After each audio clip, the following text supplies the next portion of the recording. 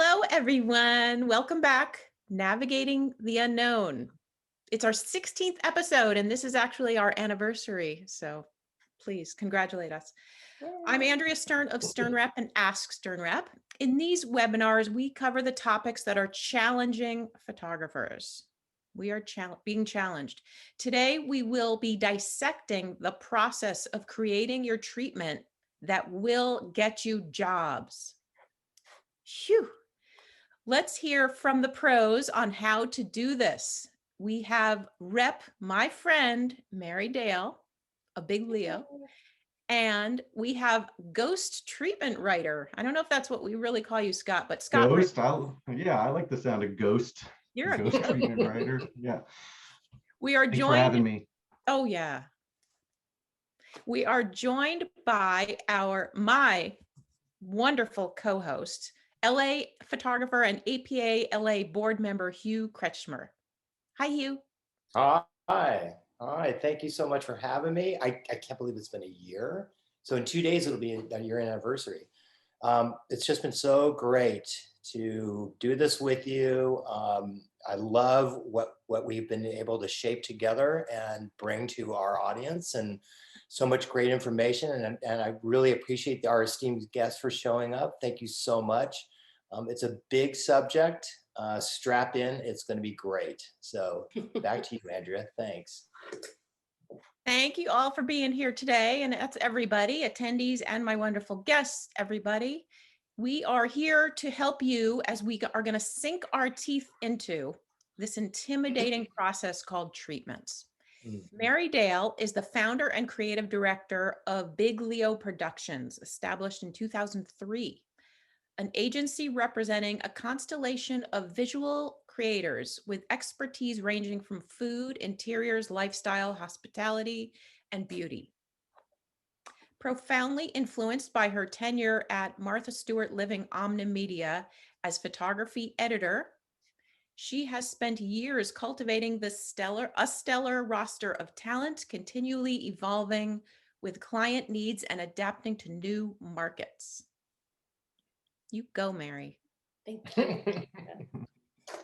Scott Rickels, our writer of treatments, is studied theater at undergrad at TCU in Fort Worth, Texas, and attended USC's School of Cinematic Arts for graduate school. He spent a decade working in all areas of film and commercial production before becoming a full-time freelance writer 6 years ago. He mostly specializes in comedy and has completely lost track of how many treatments, scripts, and punch-ups he's written. The work includes numerous award-winning campaigns for brands such as Apple, Amazon, Microsoft, Geico, Coca-Cola, State Farm, PlayStation, Xbox, Disney, and every car company out there. He works with directors, photographers, and production companies all over the world. And his Instagram, Scott Rickels, that's just your name. I just kept it simple. Not that active on social media, but people can hit him up on DM. So hi to both of you. Hi. Hello. Attendees, you are a major part of this webinar. We mean it. We always want all your questions. Keep them coming in. Please put the questions in the Q&A area, not the chat room. Chat area. Remember to join Hugh and I at the end of this discussion because we like to stay on to have our own short wrap chat. And today we will have a special guest from our sponsor, Sammy's Camera, to give us an update how the pandemic has affected the photo equipment market. That should be interesting too. So hang on with us for that. Let's dive in. All right, I'm going to start with questions, but everybody bring your questions in, send them in. It's time we all accept how important the treatment is to help book the job. I've called in the pros today and we will figure it out how to build a strong one. Scott, I have to start with you. I have to share how I know you because I was temp repping with great photographer, Chris McPherson. And I got his treatment for the job we were bidding on. I was like, wow, this is great. You wrote this? And he said, no, I hired Scott Rickels. I was like, oh, this is what we all need. That's because Chris is a really nice guy. Yeah, he gave me some credit. That's no. Yeah, I love Chris. I've worked with him a few times. And yeah, that's how we met, and just going back and forth, making that treatment even better. So yeah, I'm glad he liked it, and glad you liked it as well. And then Mary, we have been checking in with Tracy of Poppy Creative as well, also on a weekly basis all throughout COVID for a year, over a year. A year.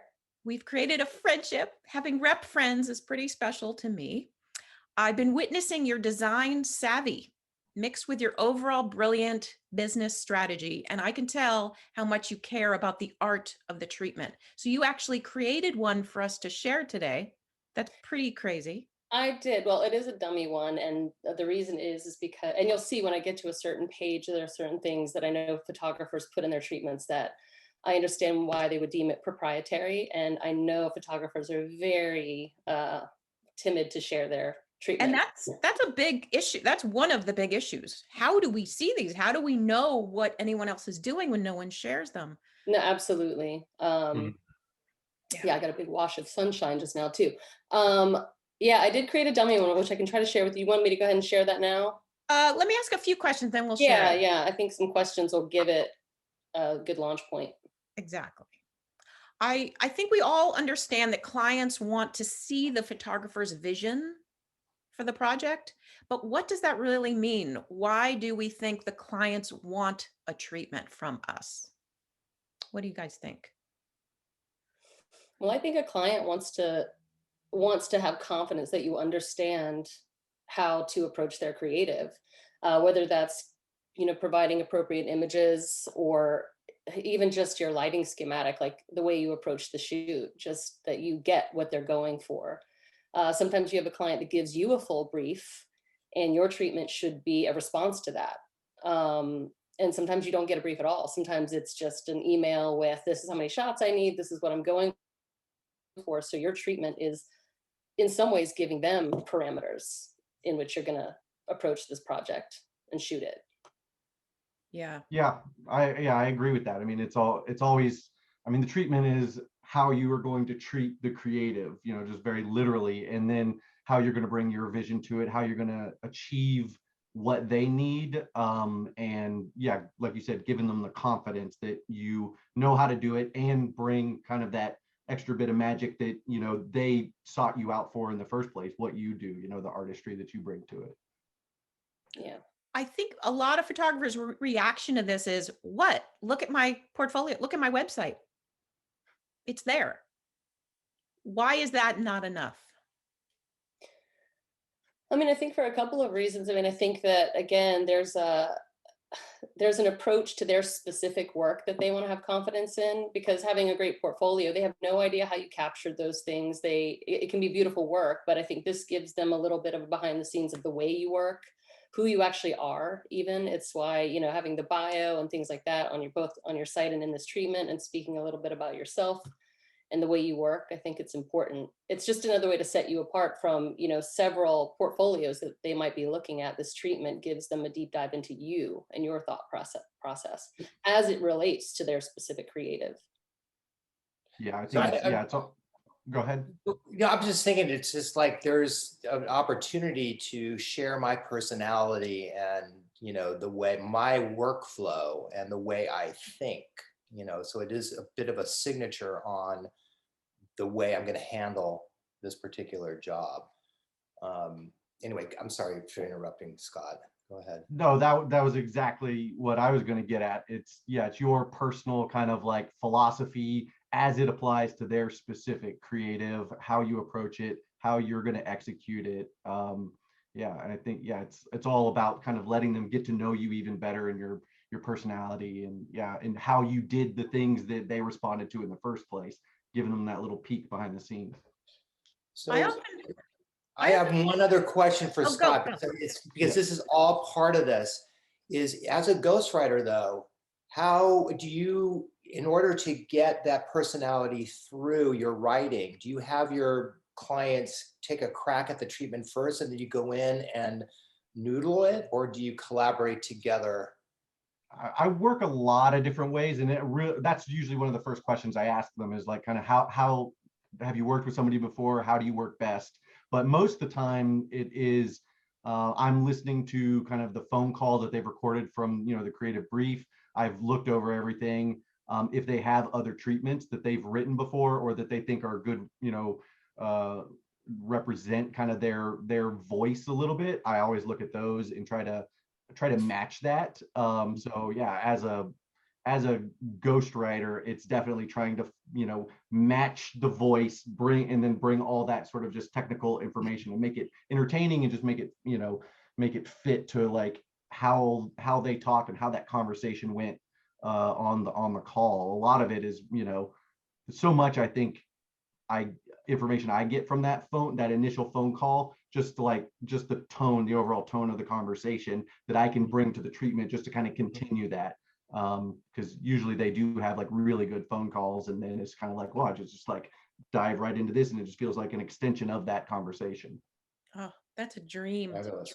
I That's great. always look for the purpose being, who's the photographer going to be on the set? They have to show they are the director. They're the leader. They have this. Don't worry, client, you're in good hands. So my question for Scott, is that your goal? Like, what's your overall goal with the words? I think that's part of the goal, and I think that just comes from kind of speaking with clarity and authority on it and how you're going to achieve it. You know, I think that all kind of comes through. Sometimes I will get really specific with how they like to run a set, because you know, sometimes that is the difference between kind of the execution. You know, it's like a lot of times the pitches that they get back, you know, it's like it can be very similar. You know, everybody's trying to achieve something very similar, but you know, it's working with that specific photographer or director or whoever. It's what they bring to the set. It's how they run it, the environment, the mood that they create, and all of that goes into the images that they capture. You know, and that's kind of that peek behind the scenes, you know, and just kind of articulating that on the page that gets people excited about working with, you know, a photographer. Oh, Yeah. that was so well said. Oh, Mary, what do you see as the overall function of the layout of the treatment? Well, I mean, I think the layout, because this is, look, we're all visual people. This thing is meant to show your work, of course. I think the layout is to really give the overall treatment a good framework that blends into the background. It doesn't have to be too showy. Obviously, you're not here to get a graphic design job. But that said, I do think that the layout has to be cohesive throughout. You got to pick a font, stick with it, pick a, you know, couple of colors, stick with it, don't go nuts. I just think it needs to be cohesive throughout so that it doesn't overshadow what you're trying to say and the images you're presenting. Yeah, I mean, I just happen to, you know, we're pretty design savvy in our agency, but at the same time, you know, that's not what we're here to do. But it should just sort of blend in the background and become, you know, complement the images and the words you're trying to say. If it's all over the place, it'll get noticed. So Is well said. your brand identity involved in this when, you know, as Oh far yeah. as, yeah, Yeah, I mean, that's, I think, goes back to, you know, again, we're not designers, but we do want all of our artists to have some semblance of good, solid branding, whether it's a logo, a color palette, some complementary fonts, and to pepper that throughout. That might contradict what we will talk about in a bit about adapting to the client's creative within your brief, because you also, you know, talking about successful treatments, I think one of the questions was, seeing a treatment that won or lost a job. And I have seen people completely adopt a client's branding in their deck, and it's pretty brilliant. But you also want to have your own brand identity too, and just have some framework for these treatments. I'm pretty fascinated by what Scott does, because I just feel like another question that came up about a photographer being on set, not being able to do a treatment, and having someone like Scott write these things. For me as a rep, I like this question because we can help with treatments, but this voice is singularly the artist's approach. So I can't do a treatment start to finish. We can certainly help, but I think if they have a framework and a good template and those things built in, it's much easier for us to help with those. But ultimately, I think there has to be some investment made on the front end of just getting the framework together, knowing your approach generally, so that when you do have to deep dive into these individual, you know, creative asks, you can just plug it in. But yeah, Scott, brilliant. what you do. Yeah, I mean, well, I mean, that's always the trick because, it's like, especially, I work with lots of directors and they're just busy all the time. And that's the reason that I'm working with them, is just because they're on set. And, and a lot of the times it's, 10-minute phone calls or, text messages or emails. There's some directors that I work with that it's only email. And it's just, I don't know, I've built a lot of experience in just writing, and just doing it and being able to adapt to different voices and things like that. So I think that eases the process a lot. But I always approach it with, like, if I can get it 80% of the way there, like on my first pass that I share with them, I'm feeling very good about that. But there's always, some back and forth that needs to happen, or sometimes they take the words and kind of do their own quick pass, but it's the difference between spending an hour on something versus, 10, 12 hours.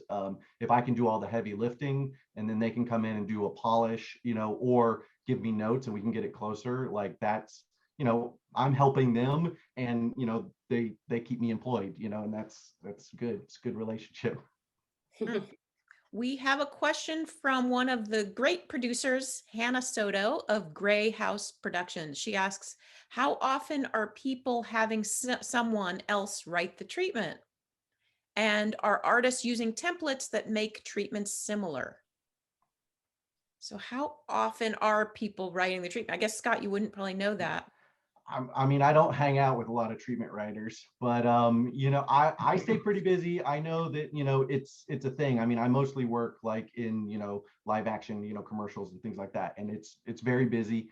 And a lot of people do, but when I've done my job well, you wouldn't know that somebody else wrote it. And that's kind of, I really I really put in a lot of effort to make sure that I'm delivering something that feels like the director wrote it. There's very few like boilerplate, type things that I would ever insert into text, while that might speed up, the process a little bit. It's a lot of the times you just feel it, when you read it, and I can look at a treatment, I can look at probably the first paragraph on the first page and tell you, like, if a treatment writer wrote it, or if somebody kind of put some thought into it. So that's another trick, is like in a lot of directors and photographers, even if a treatment writer does do a lot of the heavy lifting, it's like writing the opening I would say is always the hardest thing, and kind of those first couple of pages are the most important. And so it is good to spend some time, if you're going to spend time on anything back and forth, if you're working with a treatment writer, sometimes it's make sure that you're putting some personality and personal touch into that opening. Definitely. This question too about templates, and that's so interesting about the overall first part, but when treatments, how do you not make them look so similar when you have a template? That's a challenge. Yeah, I think so. But I think, again, it's having some framework, in my opinion, and then adapting that to what you're presenting. Because again, you don't want to change, you don't want to uproot your branding every time you're doing something for a client, but you want to merge the two. Like, this is my photography brand, and here is what I want to do for your brand. So you're still peppering in, whether it's picking up their colors or something, you can still shift these things around. But I think you should have some framework to work with, so that you're not starting from scratch every time. I think that's the most daunting thing that I've found, is if I have to start from scratch every time a request comes in, you get stuck.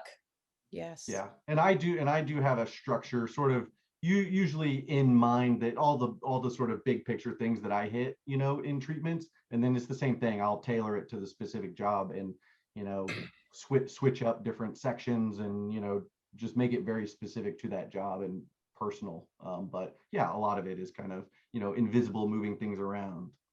Interesting.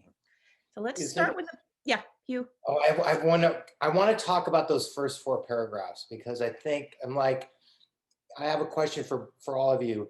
Is this a sales pitch? Is this a hard sell? Is it a soft sell? Is it a medium sell? Do you say things like, I'm the guy, or I'm the person for this job? And I agree with you, Scott, those first 4 paragraphs is like super important. So I just wanted to see if you could elaborate on that. a little bit? Yeah, and that kind of depends, yeah, on the person, I would say, and the client and the, if it's an agency that you're working with, that you're pitching to. I would probably never say I'm the guy. Usually how I approach it is just getting, how do we get them excited about the thing, because a lot of the times, especially like in commercials and things like that, like ad agencies, they've been looking at the same stuff for months and months and months, and it's like, and it's kind of a opportunity to kind of get back to the raw excitement of like why everybody got really pumped about this idea in the first place. Maybe how they got sold it through to the client, that sort of thing is kind of, it's like, whether that's talking about, that your goals for it or whatever, it's like you explain why you're excited about it, what drew you to it, and then how you guys are going to like take what they've done and make it even better. That's usually sort of just the broad strokes of it. Yeah. Subtle. Yeah, no, I agree. Even in the sample one that I made, I mean, almost everybody talks about the concepts they've been sent. And for us, it's, I'm so excited about your concepts. I can't wait to deep dive into my approach to this and just, yeah, complimenting them on their concept, in that paragraph. Never I'm the guy, but I'd like to be the guy. Yeah. Yeah. And there are some where it just kind of depends on the approach that you're getting into it. And some we just start right into something personal, like a personal attachment. There is no sell on it. It's just diving into like, a personal story or something that hooks them. A lot of the stuff that I do is just like, storytelling, and how can we get it back to like feeling and emotion and like story, and like, and make it interesting for somebody to read it. Yeah, I think you have to hook them in those first ones to hope they keep reading. Yeah. And is there a structure to like the way you should be laying out the information? Your intro, overall look, lighting, color. Is there a template for that? Or is there Like an order like an order to it? I don't know if you have one, Scott, but we keep it pretty loose, but we start with an intro and with a thank you page. In between there, we're starting with, the approach. And again, I can show you in the sample we made, but it's just very general, like an approach, maybe some pre-production talks about how I dive into a project. I collaborate with you, the art director. We talk about X, Y, and Z. Actually, Mary, since we're on this, why don't you take us there and show us? Yeah, let me do that really quick. It's very loose, but what I did was, let me make this. It'll help us with the topics. Absolutely. And I can ask a question while you're getting that. Yep. On our clubhouse yesterday that Hugh and I did, Megan Shipter, great photographer in Chicago, we talked about the different apps to use. She told us about creativemarket.com and Canva we know of. Any others, Mary, that you use? Not for templates. I mean, we typically use Google Slides, Keynote, PowerPoint, all those things. And to Megan's point about Creative Market, there are templates for all of those available in a place like that.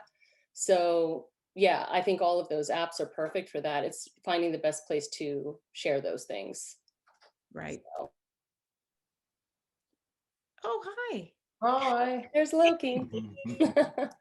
Here, let me share this with you guys really quick. Yes, please. All right, hang on. There we go. Let me know if you guys can see it. I'll make it big. Yeah. Can you guys see it this big? Yes. Nice. All right, let me go back to the beginning because I started in, hang on. There we go. Page 1. Ooh. So essentially, what I did was I based this on, like, say, a cocktail client, because it's something we work with a lot. We work with a lot of food and beverage. And so I just created a dummy one for amazing photographer, for a rock star client, calling out their campaign, spring 2021 social media campaign and today's date. So you start there so that they, see how you open this thing. Then it's a quick intro. I show a little client list. Something we like to do, it's like, hi, I'm an amazing photographer and I've been shooting this long. I'm excited about your creative concepts. And because it's cocktails, we put a little quote that's like, I've never met a cocktail I didn't like or a karaoke bar that I could resist. So just some fun, give you a little bit of personality. That's all And right. then thank you so much for considering me for your spring 2021 Rockstar Client social media campaign. And what we also do is, if you notice on the right, I just call out relevant clients. It's like, here's my client list, but here's some more recent clients that are very similar to what we're going for. I've shot for these 4 people. Then I start with, say, an approach. And I don't know if you noticed, but there's a copyright, photographer name, and the year on the bottom of every page, because I've been asked before if your name should be on every page. It does not have to be, encroach upon every page, but if you minimally have a copyright symbol with your name, if they take anything out of the deck to show anybody, at least your name is on it. So I think it's important to have your name on every page somewhere. And that is the most unintrusive way, in my opinion. Wait, on the approach, where do you write the words? Around here, or is it just approach? It would be, well, this is kind of a header. So on the next page, it would be starting your approach. So here's like your approach for pre-production. And I just wrote loosely, like, this is where you might explain how you dive into the creative, working closely with the agency team, et cetera, and your chosen stylists to set the tone and make the creative choices that align with the client's creative deck. So you're starting to sort of talk about, this is how I work. Then you're talking about the scope of work, where I feel like you should, or could, or should rather, reiterate the creative ask, such as the number of shots. This is new for me because I used to just address that in the estimates, but I think it's important to put this in the deck too. You can even highlight those things so that it's very clear. This is the number of shots that we've agreed to. This is how I'm approaching those shots. So the goal is to create 10 uniquely styled tabletop settings, etc., 3 siloed things, etc. So you talk about those and in your scope of work. So you're addressing that right away. Here you might address lighting and composition. Here's how I'm going to achieve this look you're going for. It could be anything from light and airy, hard shadows, moody, or otherwise, whatever the client's presented to you in your deck, and their deck rather, you're going to reciprocate in your own deck with your approach. You don't have to do a lighting schematic, just I've seen it done. We've done them before. Sometimes people might ask, but if you really want to hammer home that confidence, you could be like, hey, here's how I'm going to physically approach this. Then you might dive into like work samples that are similar. And this could get, this could be 4 pages, this could be 10 pages. You just don't want it to be too long, but just enough to sort of show the style of images that you're going for. And then you might say, hey, and here are the stylists I'd like for this. And I would do a single sheet for each one. Here's the food stylist I want. Here's the prop stylist I want. Links to their sites and maybe some of their relevant clients, that are relevant to this deck. And also and their images. Yes. Uh-huh. Yeah. So this would be a single page with like each stylist. So this is the food stylist. Here's some samples. Here's their site. Same thing with the prop stylist, and if there's a wardrobe stylist and so on. You might even include a page with your producer and their experience too, because we've done that as well. Mood boards, same thing. You can include relevant samples that don't, I've heard a lot, do you have to include, can you include images that are not your own? You can, if it is part of a mood board where you're saying, this is what we are going for. Well, my other friend is in the room. If this is part of the look you're going for, you can do that. So yes, I think you can use images that are not your own if it's very clear that it's a mood board. Same thing with casting and or talent. It just kind of showcasing this is the kind of talent. If you have talent in the shoot and you know what the client's looking for, you could put together a little mood board of this is the type of talent we're going to be looking for. Here's the casting director we're going to use, stuff like that. And then this is a little about page at the end that's about amazing photographer, a closing page sort of with your website. And then we close with like a thank you page, and that's, and you can speak to this, Scott, too. There's probably a lot more in between. You've got to really, let me find my mouse. You've got to really, fill those pages with what the client's asking for. But those are good ideas of like the headers, like the sections.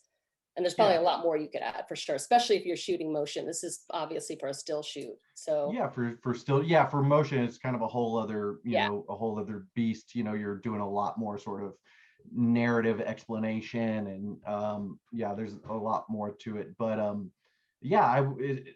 the headers, the sections, breaking it down in a clear and concise way, but then adding like a little bit of personality and flavor to each one, so it's not just like yeah, here's the stylist that I want to use, they're great or whatever, something interesting, that like they're going to bring to it, or something that, the reason why you want them and you think that they're perfect for this brand. If you can put that in like a sentence or two, that's the kind of stuff that I try to do.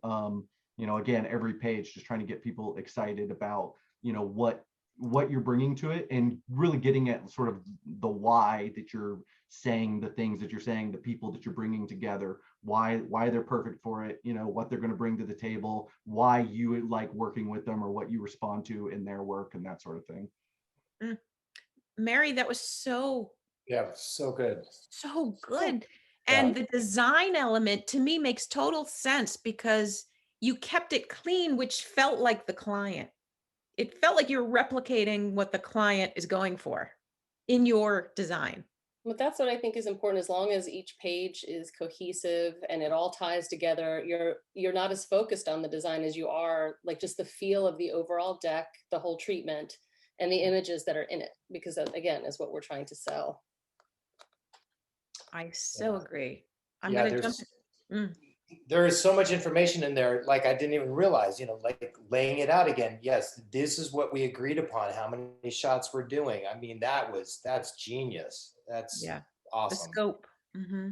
Yeah, it's important because now we get so many clients who might not know. They just know that they need some lifestyle and some still life. And you're like, we kind of need to know how many in order to appropriately estimate at all. So I think addressing that in the treatment is also a good spot to do it in addition to the estimate. So well done. I often do find photographers are great on a creative call. It's just natural. They're speaking out loud, and then they say unique words with a passionate tone. And then it's hard for them to find those same words later when they're writing it out. Any advice? How do they get back to those words? I go back to recording that phone call, and even if you're not working with somebody, a treatment writer, I've worked off of, people that, oh yeah, we didn't record the call, and it really puts me as a writer at a huge disadvantage because I'm not able to read the room, or just listen into it. Like I do the same. I listen to a phone call and I'm just writing words, and I'm writing circling words that they emphasize, making sure that I hit those, in like specific sentences that the director might use, that I'm like, oh, that's genius or whatever. I can weave all of those back in. There was even one, he was a director that I worked with, and he just like could just roll with the and like I would just type, and almost like take dictation, but then I go back in and reshape it all into something that's more cohesive, that isn't just stream of conscious, but yeah, I think even if you're not working with a treatment writer, if your rep or some, your producer or whoever is recording that call and can give you notes, and these are the things that you said, these are the things that they seem to respond to, because I know it's hard sometimes to go back and listen to your own voice, and be objective about it without hating every fiber of your own being. But it's like, yeah, if you could get notes or have somebody dictate, have just dictation, and so you can go back and look at it and be like, oh yeah, I want to pull these things, I want to pull these phrases, they seem to really respond to this, and make sure you go back and hit those things again. It is interesting you say that, because when you said earlier about recording the call, I wondered how many people would be open to that, because we're visual people. So writing is often so difficult. A lot of my artists have a hard time, when I want them to give me a bio, it's hard to write about yourself. And I understand that. I totally get it. But having someone, like you said, your rep, a stylist friend, somebody even interview you if you haven't recorded the call, because we are such conversational people, visually you're talking out loud and things come to you, and you sit down to write it all down, it just seems to escape your brain. And I think that, if you can get someone to interview you, those questions spark the creativity, and you can record that. Another thing that I do personally is I actually record myself. I do well when I pace and talk out loud.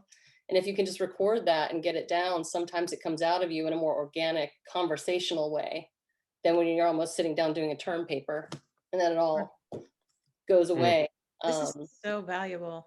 Yeah, 100%. And like, yeah, even when I was, studying screenwriting and playwriting and stuff like that, like learning how to make dialogue natural. You know, it was like, oh, just record a conversation and see how disjointed it is, and then make it a little bit more cohesive, add punctuation, you know, like give it a little more sentence structure, heighten it a little bit. And, you know, and then you can see like, well, this is how I really sound. And this is how I sound, but on paper, you know, and getting that to come through. I mean, that's my goal as a writer, is just like make the words on the page sound like the person. Yeah. I mean, I get that there are certain nuggets. I call them like golden nuggets. I hear it from the photographer on the call and I'm like, ooh, that was good. How do photographers know the nuggets? Like, to them, it's how they think, how they talk. It's not a nugget. Like, how, Scott, do you and I talked before this and you mentioned a few things. Do you Yeah, know what I I'm mean, talking about? yeah, those things, they jump out at me like when I listen to a phone call or whatever. You know, where it sparks, you know, you can hear it usually in the client that they're talking to. You know, it's things that kind of spark conversation or whatever. You could just, you can feel it, you know, like, oh, that was really good. That was really interesting. So I'm always writing those things down, and I'll write them down verbatim, you know, so that I can work them back into the text somehow. You know, so But it's, how do I think also, photographers notice them, their own nuggets? How do they know I think when, that's a good, I oh, mean, that's a that good would be good question. for my treatment? That might be a good question for Hugh. You know, I think probably a lot of it also comes from experience and explaining your process. That you start to have these like sort of defined ways that you explain what it is that you do. Yeah, you know, my challenge is the creative call versus the treatment. I can articulate myself much better in writing. It might be because of the nature of my work, because it's very intricate and very involved and very detail oriented. Um, so, but I need, you know, but I do need someone in order. I'm explaining things to that detail. I might lose my client in lost in the minutia stuff. So I need someone to take a second look at it and say, you don't need to say all that, but you know, this is a better version that people can follow now. So, because in my head, it's very clear, but articulating it in words, I stand the chance of losing my audience if I'm getting too much into it. So, yeah. Scott, on our call, you said, oh, can you hear me okay? You're little. Eeks. There we go. Damn. Come on, keep going. You can do it, Am I Andrea. back? Yeah. Am I back? Am I back? Just a little choppy, but we can all hear you. Yeah, we can hear you. It's clear. Yeah. Yeah. Yeah. Okay. Scott, you had said happy mistakes. Yeah, Never mind. and maybe not, you know, Oh. yeah, maybe Can not you hear so me? much mistakes. I think we were talking about just keeping it conversational, and not worrying so much about being super formal with like grammar, and you know, just making sure like sentences are just real, you know, punctuated correctly or whatever. It's like, as long as it, my thing is always just getting the voice, you know, like I've said, is, you know, so if it's not perfect, it feels more real, it feels more like the person, you know. It's like if I have run-on sentences, or, you know, just a very specific thing that the director says, or a way that they phrase things, you know, sometimes it's not, you know, how you would normally write it in a sentence. And those are the things that just make it more interesting to read and more authentic. Although, you know, somebody, you know, like an English teacher was reading it, they might freak out, but that's not the purpose of this document. The document is not supposed to be, you know, so technical to the point that it feels like you're reading a manual. You know, it's like you want to feel like you're talking to that person, you're hearing their thoughts, and you're hearing them with clarity. But, you know, it's like, but it's also fun to read, you know, and you're just like, you know, you're flowing with it a little bit. Spontaneity. Yeah, yeah, that it doesn't, yeah, it doesn't feel so formal, you know, because that, you know, if it's boring, yeah, you're, you know, You'll lose them. job. Yeah.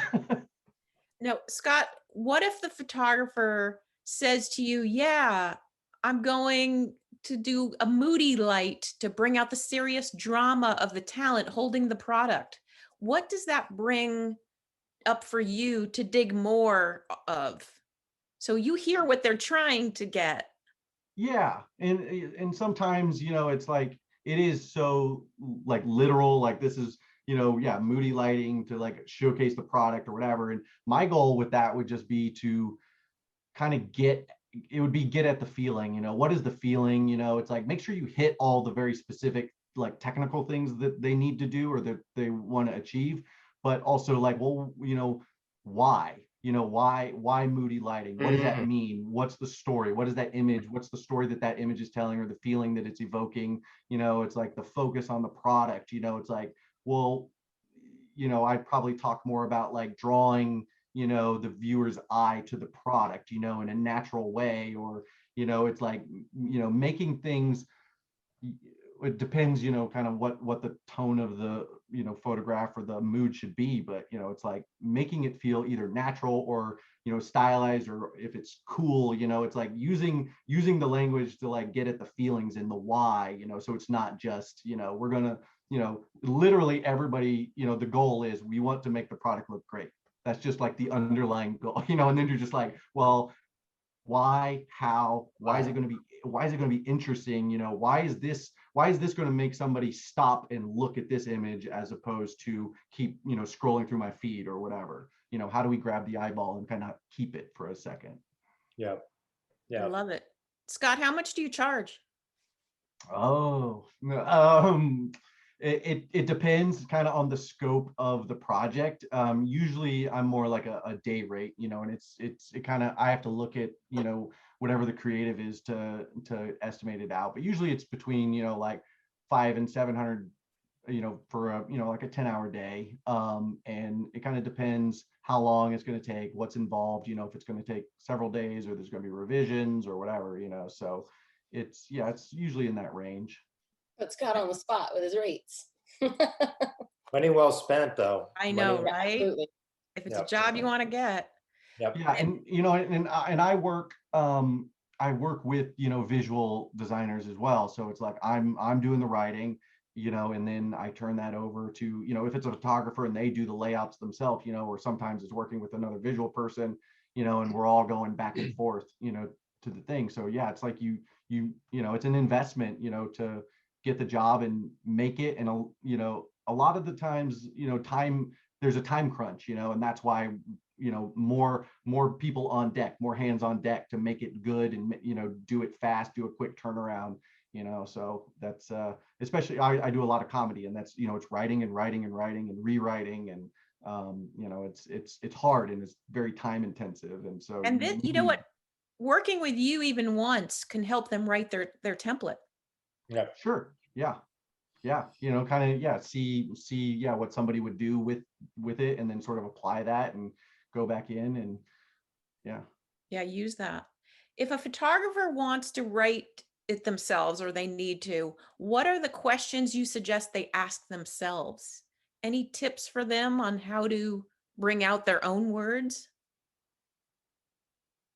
I would say, yeah, I would say start with the kind of the structure. And, it's like the same thing with the structure with the layout is, I structure things just logically, like what the workflow is going to be. And just really start by like writing your headers, all the sections that you want to touch on, and, and just start fleshing them out. And, if you've, the things you've talked with the, the client about, you start adding the sentences in there and just building it, and I would sort of start there with just like overall structure. And I always start sort of big picture, like we said, intro, approach, and then you sort of get down into, the very specific topics. And then at the end, you sort of just wrap it all up.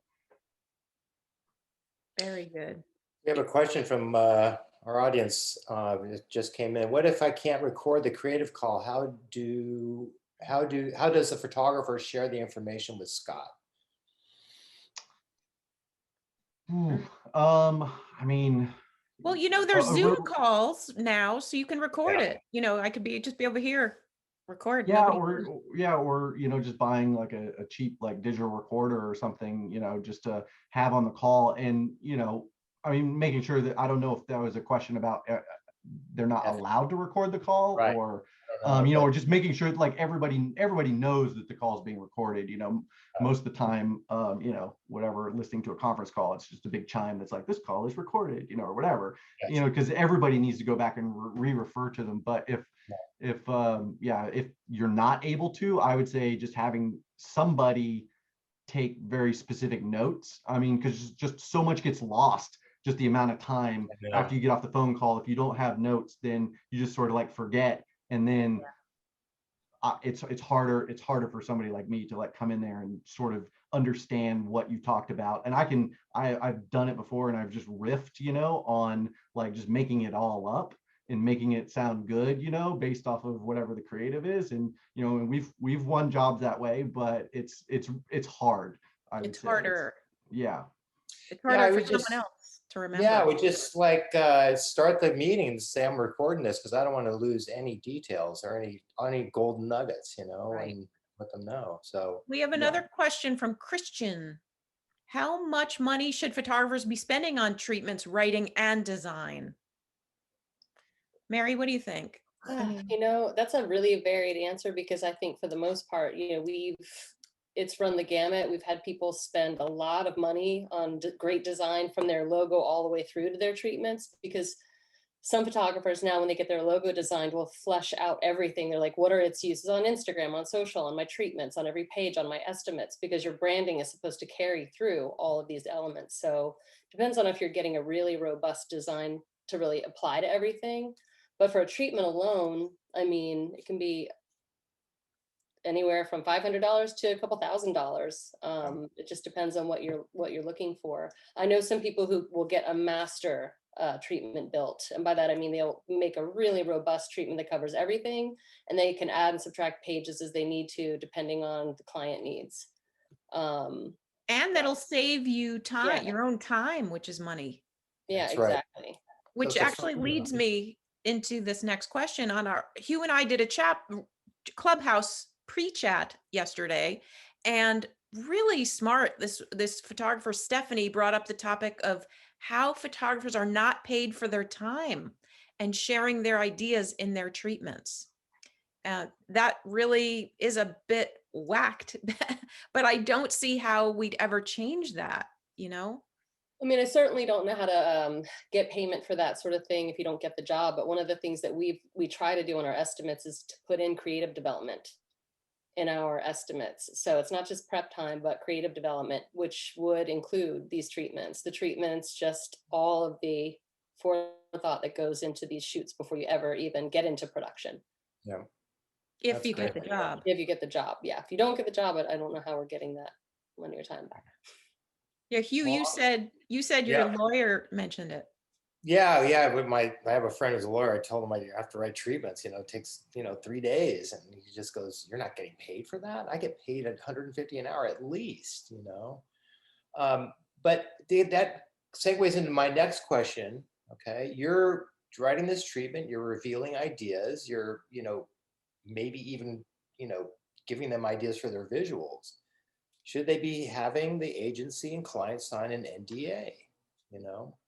And how many times, I've certainly experienced this before, my ideas have been picked up by that client and used in the campaign by another photographer. Yeah, we've certainly had that happen. And I really don't know the right answer to that, because I think that, obviously we're being asked to sign NDAs all the time to review their creative. And I think that, just something as simple as like the sample I showed, putting the copyright symbol at the bottom, I mean, is kind of the best we're doing at the moment. But we have had people rip ideas straight off the page, and then it's in the campaign that we did not get. And that hurts. I think that's what keeps photographers resisting these treatments. I don't want to give my ideas. Yeah. Doing them hire me and I'll give my ideas. Yeah. But then they don't get the job. Yeah, I think, and you guys can speak to this better than I can, because my whole thing is just pitching ideas, is kind of what I do. And there is an element of, yeah, there's a sweepstakes, element to it when you're pitching against other people. It's also, it's being generous with your ideas, and, striking that balance in your treatment. With photographers, it might be a little bit different, but, how specific you're getting, how much of the technical, it's like when you have schematics and things like that, like that's getting pretty technical and pretty, somebody could rip it off, but it also might be exactly what somebody else might do. There's me personally, it's like I just try to be generous with my ideas. I'm generous with my ideas, with directors or whatever. It's like, everybody's just putting it out there. I know, big name, directors, that I work with, they're writing treatments and they're putting ideas out there, and, I've seen, stuff get ripped off. But, it's just kind of the cost of doing business. It's like, if you want to, pitch, and be in it, you got to run that risk. But, I think you're developing those relationships, even if you don't get the job. You're, having that mentality of, my ideas are not scarce. I have, creativity kind of inspires creativity, giving your ideas, being very specific, about your vision. And, well, and yeah, oh God, sorry. no, I was going to say, it's just, that sometimes you're going to get ripped off, but, if you make a compelling argument why you're the person to achieve that thing or that idea, even if you don't get that job, and, they take that idea and it goes to another photographer, maybe it's not all that they hoped and they come back to you, or whatever. It's like, you never know. I mean, Right. you just, you never know. That's what I was going to say. At the end of the day, it still has to be executed. The person still has to do it. So yeah, I think that we always talk about that. You can't copyright an idea, but the execution of the idea is where it's at. So I think that they'll still have to execute the idea. So I'm of the mind of putting the ideas out there. But I feel the pain. I understand the pain point.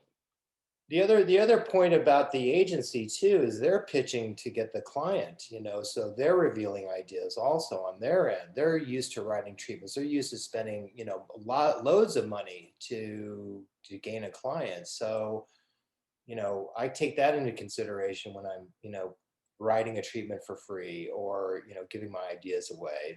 It's just part of it's part of the mechanism of advertising, I imagine, so. I have a quick question for you, Mary.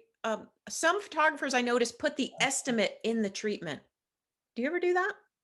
We've done that a couple of times. I feel like I'm trying to think of the scenario when that's appropriate. I think that when we're triple bidding, we might do that when it's very specifically a triple bid.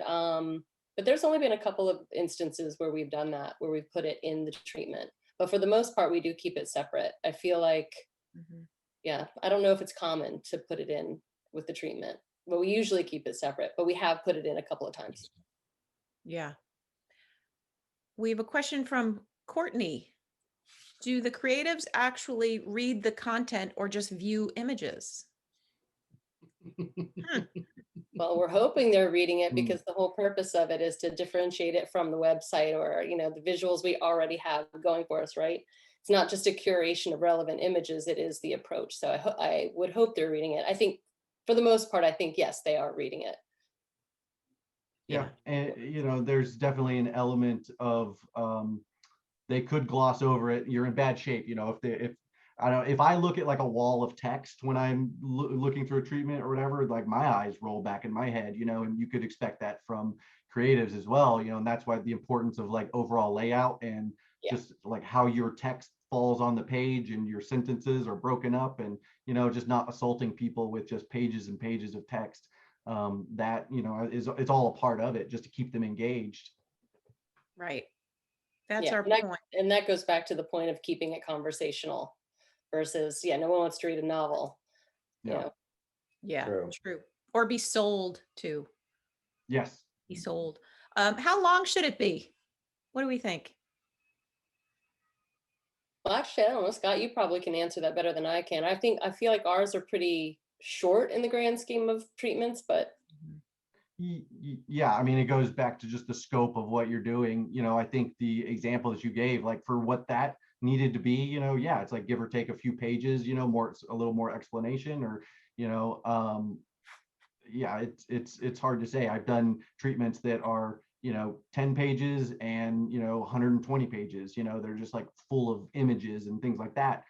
So yeah, it kind of is a range. I like the 10-page for photographers, that around 10 pages. Yeah, I think even the sample I showed was 17, and that included a cover page, a closing page, a bio page. So sandwiched in between there is probably like 10 to 12 pages of content. Yeah, Right. and that's 10. Yeah, they're flipping some of those pages pretty quickly. It's like you can kind of take in the images. Maybe you have like a few short sentences on a page or whatever. So the read is quick, and that should kind of be the goal, is to like make it a fun, quick read. Well, here's some information I got in about the agency side. So I got 3 comments quickly. Realize that when agencies pitch an account, they have clients sign a contract concerning who owns the IP presented. And another one was, at times clients are being paid to pitch. And the last one is, and they do not blithely allow their IP to be utilized without payment. All right. So I go back to signing an NDA, man. I mean, I don't know. Yeah, I guess that makes sense. I think I had one time in my career where a client direct presented us a deck, and at the bottom of it, it had an agency's name on it.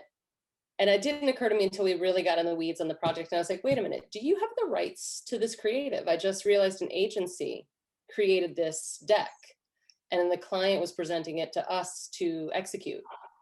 And I finally found out they did pay for it. So yes, they had the right to it, but it occurred to me, wow, I should be asking if they have the right to this creative. Wow. Interesting. And I'm glad I asked, and they did. But I have a question from Peter. What are ethics of using other people's work in treatment, for example, hair, makeup stylist references? And I guess, Mary, you did address that. yeah, just, I mean, other images for style, if it's strictly, if it's a mood board. I think if you're showing that you have an understanding of the type of hair and makeup, say, client is going for in the talent, I think pulling that as swipe or as a mood board is okay. Just as long as it's clear that's not work you're claiming as your own. I think if it's a mood board and like, hey, this is what we're going for, and you can even say assembled from, several samples, We're almost out of time. Oh my God. Okay. Kevin Steele, photographer, asked, what is the most creative and impactful treatment you have seen? And I'll answer one of that. For me, Paul Barchon was up for a car job, and he hired a storyboarder. So we had storyboarding in the treatment, which cost him money, but he got the job. Like, he went the extra mile. Anything like that?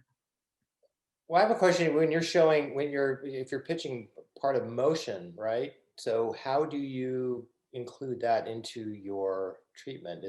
I know Keynote allows for video. Are there other programs that you guys use to enable? Yeah, I mean, we use Google Slide a lot. If you wanted to play within the presentation, I definitely think you need to have a platform that allows that. And Google Slides does that. I think Keynote does that if you export it as don't you have to export it as a movie file or as an MP4? I'm not sure. Anyway. I'm not sure. Yeah. I know in InDesign, yeah, I've seen some use InDesign as well. Okay. Yeah. Good one. I'm going to keep jumping. When we use Google images that are not ours. Oh, we asked that from Craig. Treatment for a low budget job? Craig asked, I mean, should we always do a treatment? We're almost always doing a treatment of some sort.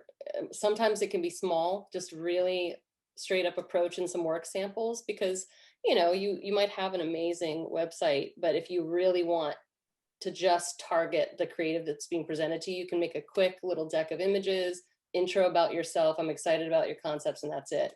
Doesn't have to be the more robust deep dive into the lighting and all that stuff. Maybe it's just a small one, but we almost always send something visual. It's definitely worth the time. Evie asks, do you see trends in photo treatments? How have they changed in the last few years?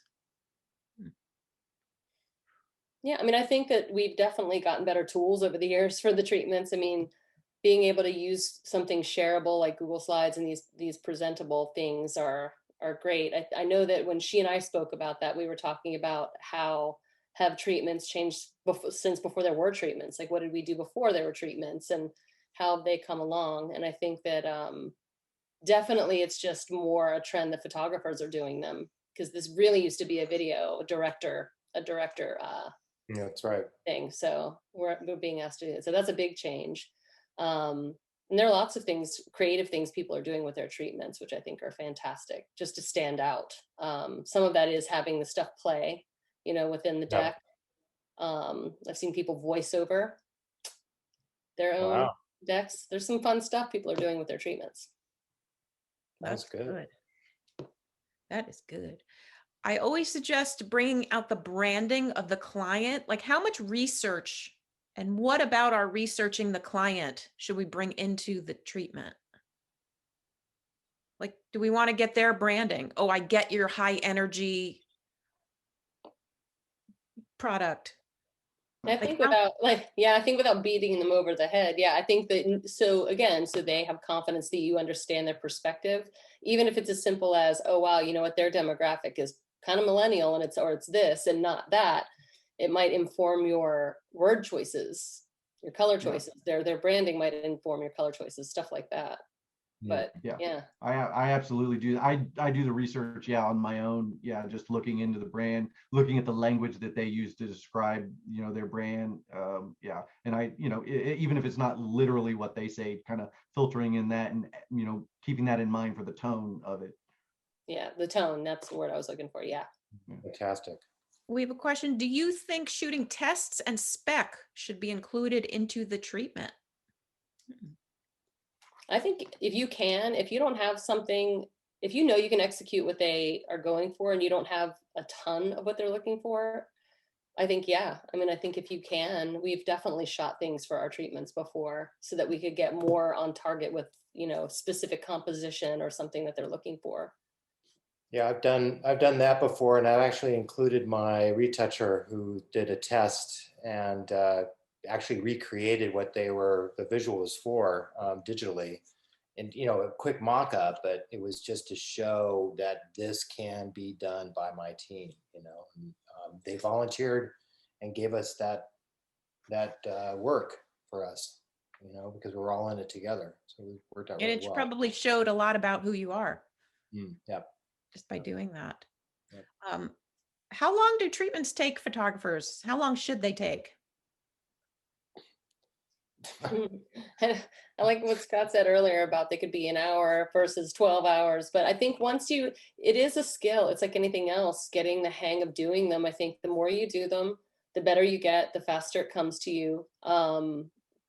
Yeah, but I do think everyone has to make that initial investment of, all right, I'm going to sit down with my thoughts, see how long I want this thing to be, and be able to expand and contract it per client need, But I think the more you do them, the faster it goes.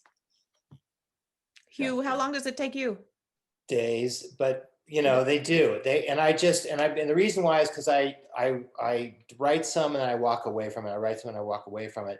And I've gotten faster, but I think what really works out for me is to have that structure, to have that template, to have that outline, so that I know, okay, I'm going to start here, because there's so much going on in my head about how I want this to come across and all that's included. It's a little hard to keep my thoughts and organized. So that template, that outline is very important for me. Yeah. Yeah. We have just two or three questions left, and then that's it. Scott, why is it so hard to find treatment writers? We're all introverts, I'm guessing. It's like that's hard for me to answer because I don't work with any other treatment writers. It's like it's just me. I know that they exist, and I know some names and people that I've rewritten people, and people have rewritten. We've done punch-ups on each other's work and that stuff. Some companies have in-house people that they use. I think it's, we are, like you said, ghosts, ghost writers technically. So people don't necessarily like sharing or, whatever. All my work comes from like word of mouth, directors passing my name along, or production companies, executives and stuff like that. So it's, yeah, I'm not a member of any group or anything like that. It's just, and I fell into it myself, and it's, and I love doing it. So it's a weird niche little world. I think that's so right, because photographers don't want to share their treatments. So they're not going to share. Maybe they do have writers and we just don't know about it. Yeah. Yeah. Very, very likely. I'm glad we Writers, found you. Yeah. writers need to get on social media more often, Scott. I'm working all the time. Yeah, look out, Scott. The You're last about thing to- I want to do is write a witty post. You're gonna get a ton of emails after this. Yeah. Do we have any suggestions for photographers who are not getting the jobs after they are submitting treatments? Mm. Any golden nuggets for them? I mean, we try to ask the clients for feedback. I know that's always hard to get sometimes, because they just deep dive right into the project, and it's hard for them to take time to sit down and give you an overview of what you didn't do right. But yeah, I don't know. I think it's just looking at what you've done and continuing to refine it. I guess you have got to have some baseline, though. I don't know. Do you ever get feedback, Scott, on your treatments? I mean, usually the feedback, the positive feedback that I get is, when jobs award, or, I hear that people have, oh, they really love the treatment, or the treatment is the thing that put the job over the mark, sort of thing that kind of won the job. That's when I feel really good about it. That's really good feedback. I would say it is getting better at your writing, or your layouts, taking a look at your layouts and just making sure that it's, it's grabbing attention, and it's engaging people, and it's, fun to read. It's entertaining to read. It is your voice. And, if something's not working, looking at it and just being like, well, can I maybe I'll just kick things off more personal, or maybe I'll kick it off in a different way. Maybe I'll start, a different way, and just, gauge the response, as long as you're still being clear about the execution and all that. Figuring out some different stylistic things maybe you could try, maybe it is too wordy, maybe it's not wordy enough, maybe yeah, hiring a treatment writer, see what they do, and see if that moves the needle a little bit more, or gives you some insight, and then you take that and go back and rework it how yeah, I would say it's going to be a process of, unfortunately, maybe becoming a better writer, or a better judge, objective judge of the work, and just say, like, looking at your stuff and looking at what is getting a better response, and maybe changing things up, and like see if that works, or whatever, and then just constantly refining it until you feel like it's a good representation of who you are, your style, your voice, your personality. I would say even don't wait till you have to do the treatment and you're like, oh God, oh my God, I got to hurry up and do this. Don't wait for those stressful moments. Do this when you have time. Like, hire Scott now to help your, and then you can use those words when you're not so stressed out. Except there is a problem. Like, if you're not getting jobs from treatments, your treatment needs to get improved. So do it now. Well, Yeah, even I would starting agree out, with that. yeah, starting out, I would bounce it off of a writer friend, or my agent would help me out with wordsmithing, or, even my daughter, who is completely unfiltered, completely, and she has some amazing points. So anyway, Yeah. will Scott be sharing his contact info? At Scott Rickels. Yeah, you can. Yeah, you can. DM me through Instagram. Yeah, there's not. I'll check it. I'll check it and look at the stuff. Okay. You can Hit him up on the DM. If you have a project that's coming up or something like that. Yeah, we can talk. And it's at Scott Rickels. Period. Any final comments or words of wisdom you two care to share with us? Anything we didn't touch on that you want to? No, but I saw someone wrote in the Q&A, they had written, if a PDF was that professional way to share treatments? And I would say yes, absolutely. Especially if you don't have any motion in it, make sure if there are things to link out, it should link out. You can still hyperlink Yeah. within a PDF. My advice is to not save it down so that you don't lose any quality, especially in your images, to instead share it as a link. So if you have Dropbox, still share it as a link if it's a PDF, because the email filter and spam stuff might kick it out of people's inboxes before they can get it. So that's Yeah, don't delete that quality or minimize that quality. That's a great point. Yeah, because to get it, small enough to email, you might diminish some of the quality. The other thing I can recommend if you're sharing over Zoom is to send them the link on their end. They can look at it on their screen, because if you share your screen through to them, sometimes that quality gets depleted. So that's another way of doing it. Good one. Yeah. Scott, any last moments of wisdom here? Yeah, I mean, I would say, it's like writing, it's a process, and it's hard, and it doesn't come naturally to, a lot of people. It didn't come naturally to me, either, in the beginning. And it's just like, constantly working at it and getting better. And, it just makes your communication that much more effective. So, it is an investment in time, and just being willing to do it among all the other many hats that you have to wear. Right. I have one final question today that's a bit random. So much of our business is unpredictable. If a photographer is getting started or is approaching their next phase of their career and they feel really lost right now, what advice would we all give them? Yeah, I guess it depends on what that sticking point is, but I mean, obviously we have wonderful consultants in our industry, and reps sometimes do this as well. Sometimes it just might be time to get another opinion, so that about your work, or at least talk through what your pain points are. Someone can help you in the right direction. Love Great that. photo consultants. I think Amy Cooper is on here somewhere. She's amazing. Julie Skarwecki and Amy Cooper there. Yeah, Julie yeah. too. So helpful. Yeah. Another one I would say is take a step back and remember what got you here. What do you love about photography? Remember that feeling of why you were so driven. We get so caught up in our heads with the business and, oh, we didn't get that job. We didn't get that job. Oh, I see that from Shelley. Talk to other photographers. That's great. One-on-one. I can't stress that enough. It's something that in our agency we've encouraged so much. I really love when the photographers talk to each other. Your peers are really great sounding boards. Yeah.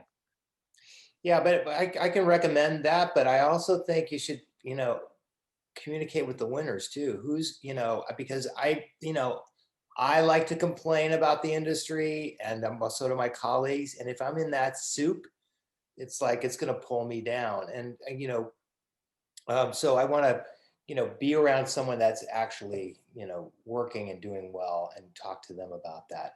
And as far as like your work is concerned, you're stuck. The thing that I just like what you were saying, Andrea, is that check in with your heart. Is this feeling good? Are you feeling 100% behind it?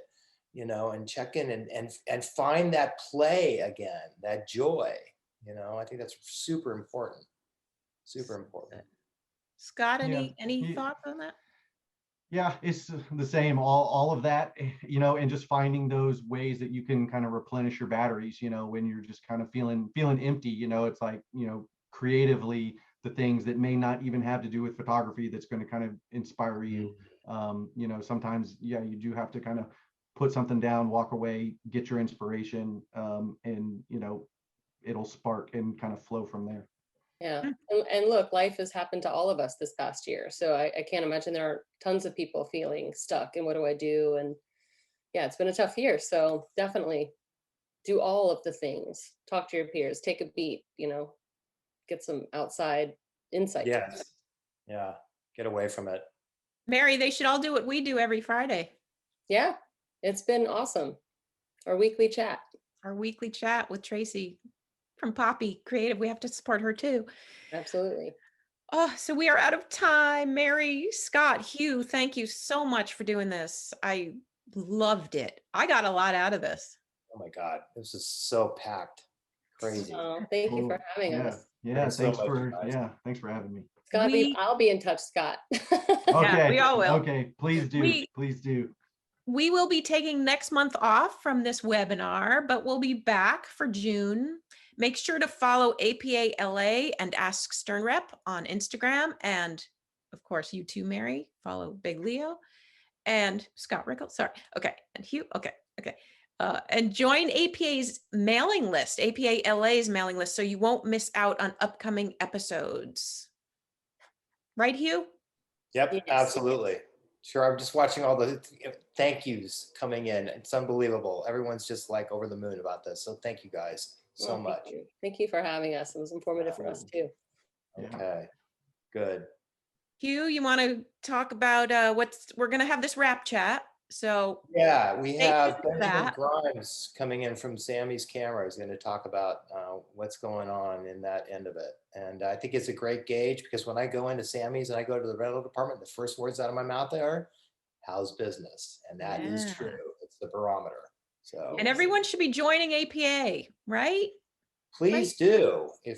We're all about, community, inclusion. We get together on a monthly basis and talk about this stuff, and it's all about you. And so join the conversation. And that's Thank a you. way to talk to others. Be a That's part of right. the group. Yep. Yeah.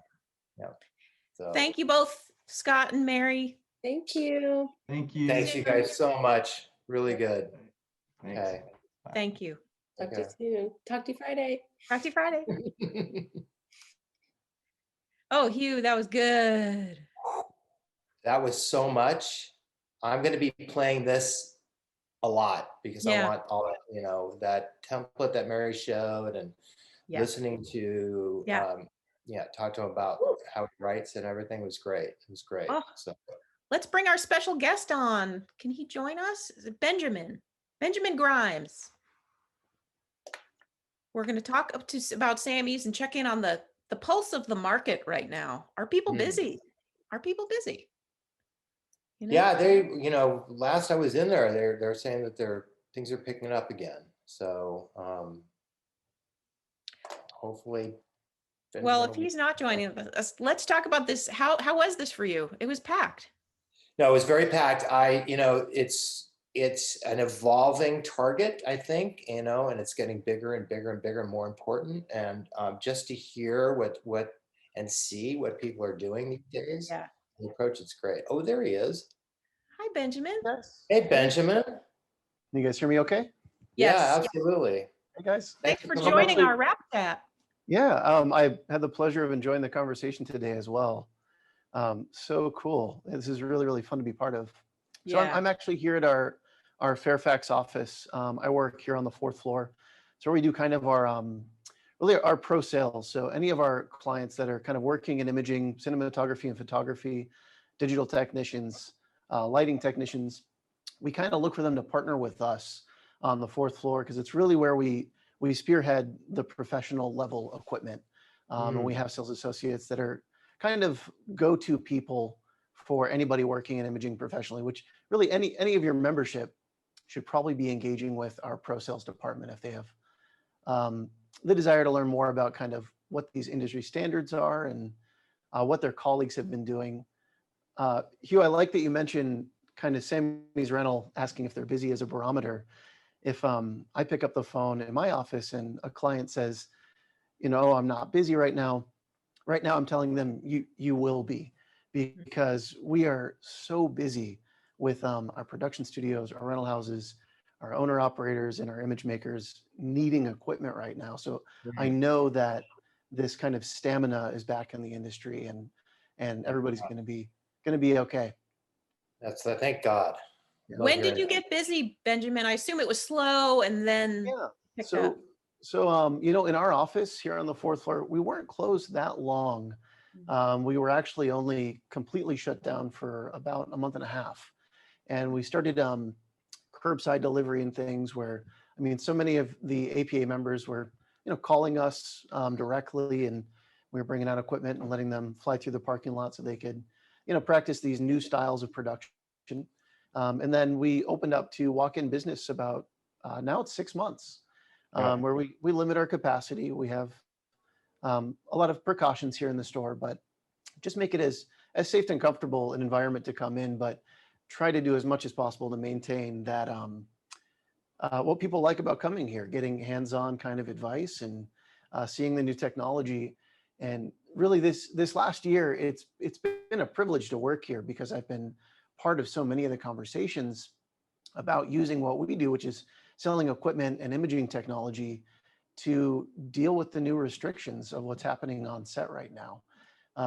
What we're doing right now with this video chat, so many of us are engaging with clientele with video conferencing, and there's ways to do it just with what most people do with an eyesight camera, but we're image makers, so we think at Sammy's that if we can step up that first impression, kind of fill in the gap of some of that lost connection by having exceptional image quality, phenomenal audio, and start to show that we take imagery, seriously with things like remote capture. That's something we're doing every day, is talking to people about that and taking that equipment and technology forward onto set so that we can minimize the number of bodies on a set, but not limit that client feedback, giving people remote access to see styling assets as they're created, make kind of critique over what's happening creatively using things like remote cameras, video streaming, monitors that are dispersed just to keep crowds from gathering at the traditional DIT and Digitech station. So I really want to make sure that the membership know that we've really been working closely with the lead Digitechs, DITs, who the kind of responsibility seems to have fallen on to figure out these solutions on set and kind of configure, integrate all the different components to make those systems really work. So we're really eager to have those conversations and just share that information with everyone. Well, that's That awesome. is so important. And I think it really can help you get a job or not Yeah. work with the client again if you don't do it right. Like, that is really important right now. I have a question for Benjamin. Benjamin, I know you don't have a crystal ball, but do you think now that we've all had a taste of doing this remotely, it's going to become more of a norm? Not the end all, but more of a norm in our industry now. That's a great question. I genuinely believe that the technologies that we've sort of innovated and tested right now, a lot of them are going to become standard. Just to think about the travel cost of bringing so many people on the creative team on set and just the energy expelled to be flying all over the place, when now we can have similar results with people remotely monitoring sets, I think is an incredible thing. I had the pleasure of working with John Russo, a gentleman that I actually used to Digitech for. And when we were locked down, I did a fair amount of DIT work. And we recently did a shoot where we were in a hotel here in Los Angeles, and we had a celebrity on site in New York, and we remotely accessed the camera. His assistant moved it around, remotely controlled the light levels. We remotely reviewed the image quality. He fired the camera from a keyboard in a hotel room with high-speed internet. And at the end of the shoot, we had a great experience. We really had great imagery from that shoot. And the client had a big monitor with John's face right in front of them above the camera the whole day. So they felt like they had the kind of lighthearted conversation that he uses to bring out kind of expressions. And he said, I could do 5 of these today. Just the expenditure on his part, coming in and having this kind of system ready for him, he really just got to go straight to the client, worry about his imagery, have that connection and shoot, and then he was done. He wasn't he wasn't on his knees with the camera and moving the light and showing up at first call. He came in right when it was time to start talking to the client, and I think that's something to be valued. I mean, his vision, the important part of him being there, could be applied to maybe 3 shoots in a day because he's not going to have to burn himself out. So, I mean, we are learning, I think, some benefits from bringing these technologies on set when it works. And I don't think it's right for everything. Yeah, I think photographers have to know this now. They have to. You have to. Yeah, you Yeah. do. The other unmentionable was the climate change thing. I mean, if people are flying all over the country, I mean, that's just going to help. Yeah. So I just want to throw that in because climate change is really close to my heart. All right. I've been thinking the same thing. I mean, I think maybe it's in my head, but we hope there's a little less pollution in Los Angeles during the pandemic. That was sort of one thing we noticed, and not having as Yep. much air commuting would be a great thing. And it's more time with your probably loved ones and family, and you don't have to be on the road, so not all Yeah. bad. Benjamin, I have a question. Can photographers who don't know or they want to learn stuff, can they come to you and say, please teach me about this Yeah. camera? Here in the store, a lot of what we're doing, it's you come in with sort of a pain point or a production that you need to accomplish, and we talk in by means of equipment about what we could kind of bring to it. And we work in rentals and we work in equipment sales. So our goal is to kind of build a relationship that helps us stay in business through that. But I mean, information sharing is what we really do. It's not just I want to buy XYZ product. It's I need to do this on set. And that's what our key customers know about us, is that we're here to kind of tell them what we know works and what doesn't. Also from working with their talented competition. I mean, we're in all the studios in Hollywood and we're not sharing any trade secrets, but we learn very quickly kind of what industry standards are as they develop. Fantastic. So good. Thank you for sponsoring APA. Yeah, Yeah. well, it's a pleasure. And I do want to mention too, a lot of APA members, I think, they forget about the fact that we have a rental discount for all APA membership. And it's a really good value. Are you taking advantage of that, Hugh? Oh yeah, 20%, right? Yeah. So I mean, that doesn't have an asterisk about how much equipment you're taking. That could be an incredibly Yeah. large equipment package. So that's a way to kind of reduce your overhead. It's huge. Yeah. Yeah, 20%. When I know these costs are huge, are really. Sometimes I don't let the client know that I'm getting the 20% off. Nice. Oh yeah, absolutely. Anybody that's an APA member too, I really do invite you to come up to the 4th floor of the Fairfax office. It's where we have kind of the pro sales team.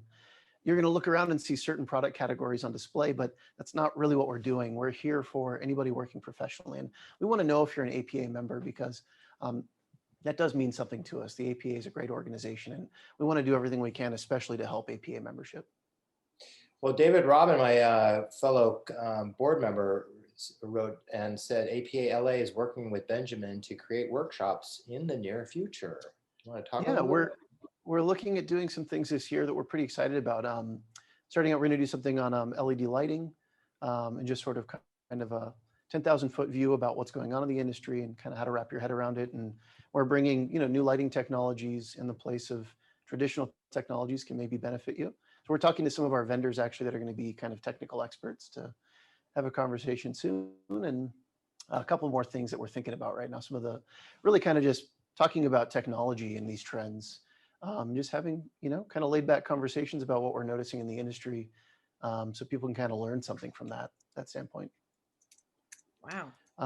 But yeah, again, I want to reiterate the invitation to kind of come into Sammy's if you're interested in any of the, obviously any camera technology, but the very of the now conversation of remote shooting, wireless cameras, how to turn, a camera like this that you might use in your normal work into a way to kind of stand out in a video conference. We have all these little bits and things, and we can talk about how they work together. So good. Thanks for joining our wrap chat. Yeah, thanks, Benjamin. Yeah, thank you so much. Huge information. So awesome. Yeah. All right. Cool. Thank you. We'll talk again, I hope. Thank you. Take care, everybody. Take care. Bye, Benjamin. Bye, Benjamin. Hugh, should we say goodbye to each other? Yeah, I guess it's going to be a little while before we see each other again. But We'll take you 1 month off. Don't go crazy. good. It was great. This was a really jam-packed. To let everyone know, there was a lot of information. We are recording this. It's going to go up on YouTube in a couple of days, so you can go back to it. And again, I just really appreciate everyone that showed up today, our esteemed guests, and of course you, Andrea. I love doing things. And Patty. Let's thank Patty. Oh, there's Patty. Patty, you want to come on for a second? Yeah, Patty, come on. Come on. There she is. Oh, we can't hear you. You're muted. Yeah, There you my go. There you are. self-view, I have to show self-view. There I am. There, we see you. Good. Yeah, but the attendees didn't. this was fabulous and it was jam-packed. I mean, It still is. We're still going. yeah, no, here we are. We're jamming it even more. Everyone who why, Patty, why should people join APA? Just give me an answer. Why? For things like this, there's amazing information and resources and support and advocacy, and it just goes on, and it's about the photo community. And the community. I love that. You need people to talk to. You're like in it together. Yep. Yeah. Really, really is. As a photographer, I know I'm an isolator. We all are. We work in our own little worlds. And this just brings us together to have a conversation about what's going on, you know? So it's very, very helpful. And I feel like it's a way to bring up the business. Like, let's all do things. Like you guys have a diversity committee, right? Like you're addressing issues and you're raising the bars. We're staying up on it all. Yeah. For sure, because you have to stay present. You have to be seeing what's going on around. Yep. Yeah. Yep. It's a great one. I would join, but you know, I'm already here. Well, that's why I mean, when I was invited to be a board member, I'm like, I get to help shape, you know, the information that we're giving out. And we talk a lot, Patty, I mean, those conversations, we talk a lot about what we're bringing to everyone. And it's a lot. I'm grateful to be part of that. So. Me too. And just working with you two, it's been amazing. And I'm learning so much from these webinars. It really is. Plus you two are just very fun. We are so fun, Hugh. Well, Okay. All right, it's lunchtime. see you in June, Lunchtime. everybody. Bye. Thank you. Love you Bye both. for now. All right. Bye. Wait. Bye, Andrea. Oh, Oh, yes. bye.